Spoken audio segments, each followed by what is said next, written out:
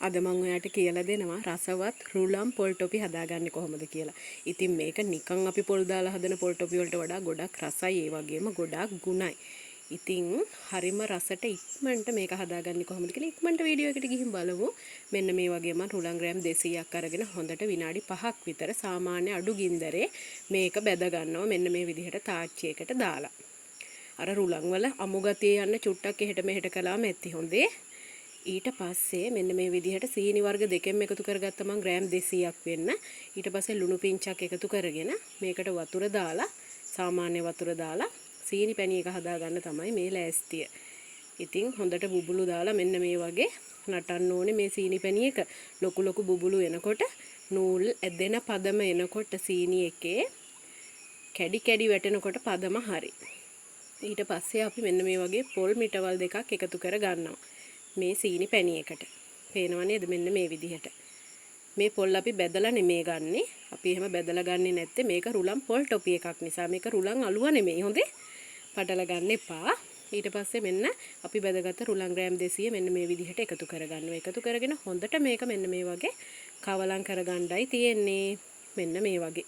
ඉතින් මේක හොඳට මෙන්න මේ විදිහට කවලම් කරගන්න ඕනේ. ඊට පස්සේ මෙන්න මේ විදිහට මම පැණි ටිකක් අරන් තියාගත්තා මදි වෙයි කියලා අපි හදපු සීනි පැණි එකෙන්ම. ඉතින් ඒක මෙන්න මේ විදිහට ටික ටික දාලා එකතු කරගන්නවා මම. ඉතින් අනිවාර්යයෙන්ම ඔයත් සීනි පැණි චුට්ටක් එකතු කරගන්නකොට ටිකක් පීරිසයකට දාලා අයින් කරගන්න. එතකොට අපිට පදම වරදින්නේ නැහැ. ඔන්න මම මේ ටිප් එක කියා දුන්නා මගේ යාළුවන්ට. ඊට පස්සේ මේකට මම අද කලරින් චුට්ටක් එකතු කරගන්නවා ලස්සන පාටක් ගන්න. ඔයා කැමති නැත්තම් දාගන්න එපා. මම ඉතින් මේකට ලස්සන පාටක් ගන්න ඕන නිසා චුට්ටක් එකතු කරගන්න. බොහොම චුට්ටක්. අර ගොඩ දාලා තනී කර රෝස පාට කරගන්නේ බොහොම නිකන් පිංචක් වගේ චුට්ටක් තමයි එකතු කරගන්නේ. මෙන්න මේ විදිහට. දැන් ඔයාලා මේ දකින්නේ වැනිලා ස්වල්පයක් මම එකතු කරගන්නවා. වැනිලා තේ හැන්දක් විතර. ඉතින් එතකොට හරි අමුතු රසක් එනවා. වැනිලා රසට අකමැති නම් ඒත් එකතු කරගන්න එපා. ඒව නෑ කියලා ප්‍රශ්නයක් නෑ. මේක හදන් කන්න පුළුවන්. හොඳේ. ඊට පස්සේ මෙන්න මේ විදිහට මේක හොඳට කවලම් කරගන්නවා. කවලම් කරගෙන මේකට තව සීක්‍රට් ඉන්ග්‍රීඩියන්ට් එකක් එකතු කරගන්නවා. මම ඒ මොනවද දන්නවද? අපි බොන පිටි තියෙන්නේ. කිරි පිටි මේස හැඳි 3. මෙන්න මේ වගේ එකතු කරගෙන ඒකත් හොඳට මෙහෙම කවලම් කරගන්න ඕනේ. පේනව නේද? දැන් හරි ලස්සන පාටකට සුවඳකට තියෙනවා මේ වෙලාවේ පුදුම සුවඳයි. දැන් ඉතින් අපිට මේක මෙන්න මේ විදිහට කෑලි කපා ගන්න තමයි තියෙන්නේ. තැටියකට දාගෙන මම ඉතින් non stick තැටියකට දාගෙන මෙන්න මේ විදිහට ඉරි ඇඳලා කෑලි කපා ගන්නයි ලෑස්තිය. ඉතින් හරිම රසයි මේක. ඔය නිකන් හදන පොල් ටොපි වගේ නෙමෙයි. ඊට වඩා ගොඩාක් රසයි රුලම් පොල් ටොපි. ඉතින් අනිවාර්යෙන් ඔයා හදලා නැත්තම් හදලා රස බලන්න. මොකද ගොඩාක් ගුණයි රුලම්. ඔයාලා දන්නව නේද?